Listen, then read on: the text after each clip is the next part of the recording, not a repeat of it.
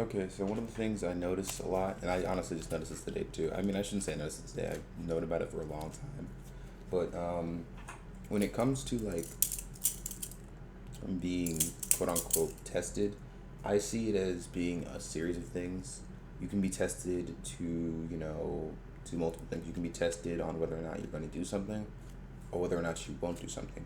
You can be tested on what you're going to say or what you won't say, right? So what this means is that you get tested in multiple ways every day. Like for example, you're tested by being put around the same people that you normally around and seeing if you act differently, um, like you should, because things are different because you are different because you're a Christian, right? So how do we approach these things?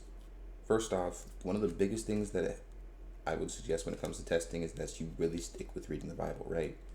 And people really don't understand it, but like you have to compare the Bible to a phone. When you stop calling someone or making contact with someone long distance, things break apart really quickly. Things happen in their life, things happen in your life. When you guys get back together, it's a crazy story about how, oh my gosh, I got distracted, bro, and so much has happened. What's happened? Oh, all this, all this, all that. Right? Like, you gotta understand, things happen fast in the world. The world is not slowly paced, it's very fast paced. And that's why we are where we are today. Like, people don't think about it, but it really doesn't. Like, if you think about it from a logical standpoint, it makes no sense that the Earth's been around for thousands, millions of years. Like, be serious. Think about it from a logical standpoint. As fast as we as humans have progressed, it makes no sense that we've been around for this long, or supposedly millions of years. It makes way more sense that we've been around the Earth as long as the Earth's been around, right?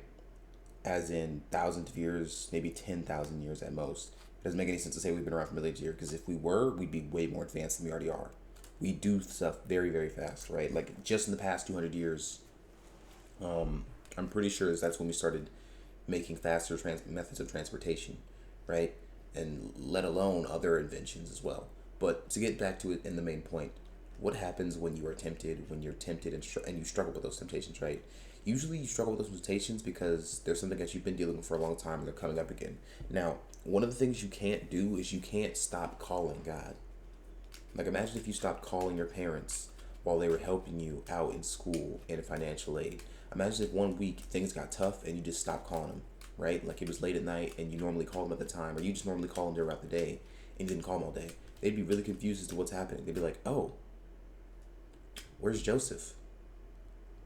What's Joseph doing? Where's Joseph at? Why isn't Joseph answering his phone?" They'd be really confused. After 3 days, they'd be scared because why isn't Joseph answering his phone? Why isn't he calling?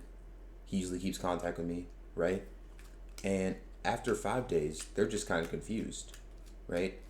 And in this case, they're trying to figure out what to do. Now, normally you get help from them, but since you haven't been calling them, you haven't been keeping in contact with them, you can't get that same help from them. You can sit there and reminisce and, kind of hope and pray that they're going to do what they're going to do, but you haven't contacted them, so they don't know what to do in this situation. I mean, they know that you need help, most likely, because you haven't called.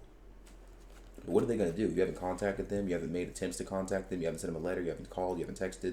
You haven't done any of that. You've been too tired, too scared, too tempted, too stressed. You feel tested, so you're not doing what you normally do, which is the thing.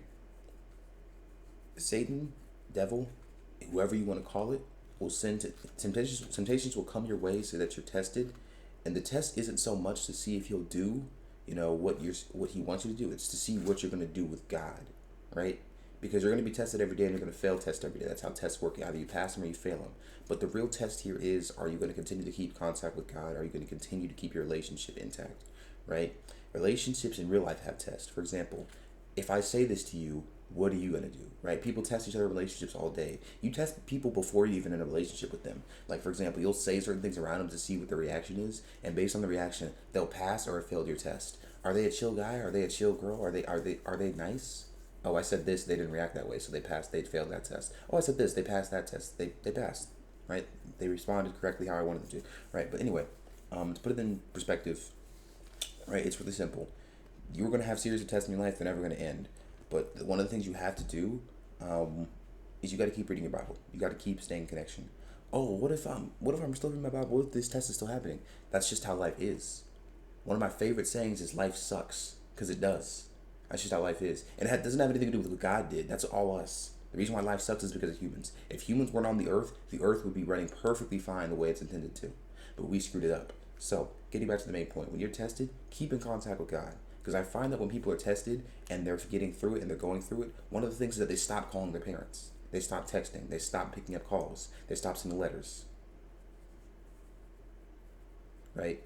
And then I'll say this. They'll text them, but they'll never call them. Calling is different than texting. You can be dry with texting. You can be like, I'm all right. How's your day? Please help me out a little bit, right? You can be dry with texting because that's how it is. With a call, it's a completely honest interaction because you both have picked up, right? Even if you don't want to pick up, you picked up.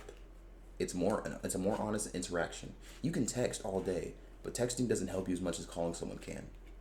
Texting the police is not the same as calling the police. I promise you, you would not text the police before you'd call them. I promise you.